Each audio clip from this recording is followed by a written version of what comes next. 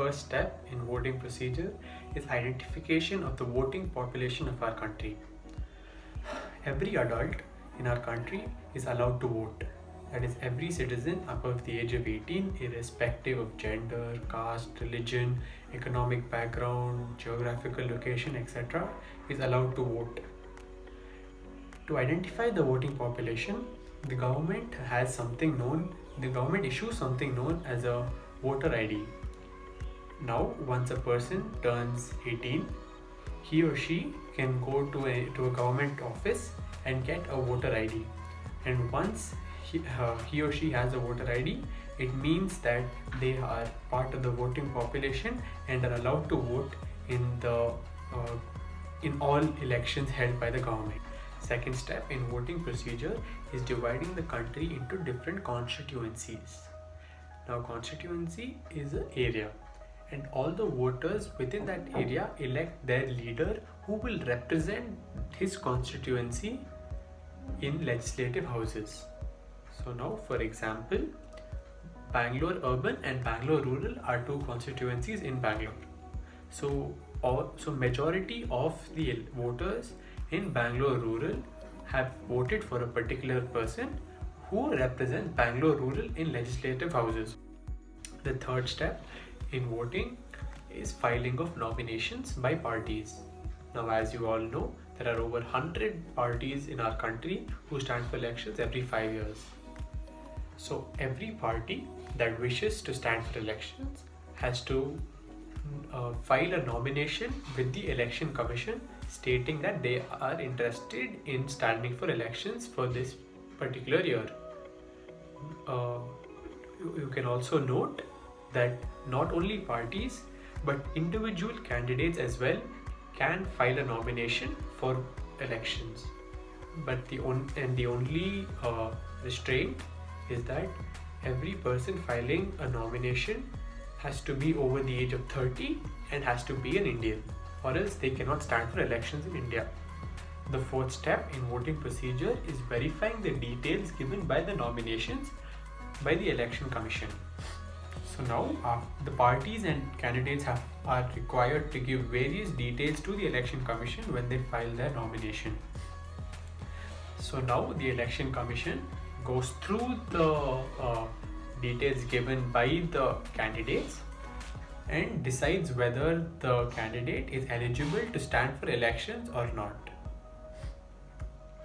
Now, after they go through the nominations and are satisfied with the details provided, the nominations are told to the public through TV and newspaper.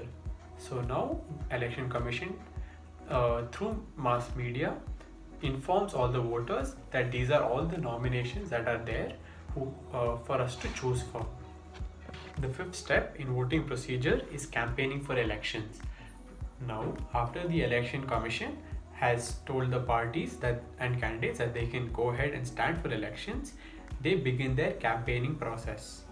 Now, campaigning is basically telling all the voters that we are standing for elections and we would like you to vote for us. Parties campaign by giving speeches, by making videos and advertisements and releasing it to the public. They make various promises in these campaigns, hoping to win our votes.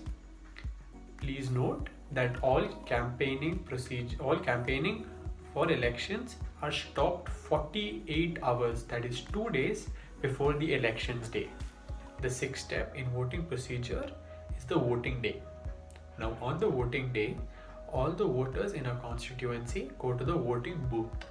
Now, voting booth is just a simple building where EVMs, that is electronic voting machines, are present for all the voters to go and cast their vote for the party they choose to. Now, in Kishan's previous video, he told you what ballots are. Ballots were used in the older days, where you had to write the party you vote for and put it into a ballot. But now they use something called EVM, electronic voting machine, where you have to simply click a button beside the party you choose to vote for and your vote is registered. After that, they ink your finger to make sure that you do not vote again. The seventh step in voting procedure is vote counting and result announcement day. Now, after all the voters have registered their vote in the electronic voting machine or EVM, the EVMs are taken to a secure location where they are counted to check the voting results.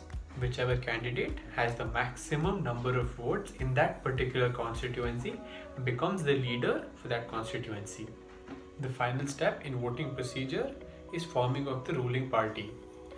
Now, all the leaders that we vote for in a constituency are generally belong to a particular party. And India has 542 constituencies.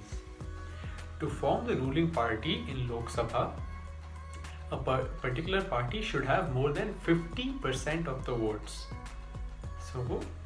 So, the election commission makes sure that in the 542 constituencies, more than half of the votes have gone to a particular party, and this party forms the government. If no party has more than 50% of the votes, then two parties can join together to form the government for the particular term, that is for the 5 years. Okay, Dazzlers, so now all of you know the voting procedure followed by our country. Now, in my video, I often mentioned Election Commission. Election Commission is a organ of the government that is responsible for administering the voting procedure in our country. So now I would like all of you to go ahead and read a little bit more about the Election Commission. I have already told you few of the functions that the Election Commission performs. So till your next video, you all can read up on Election Commission. Thank you. Bye.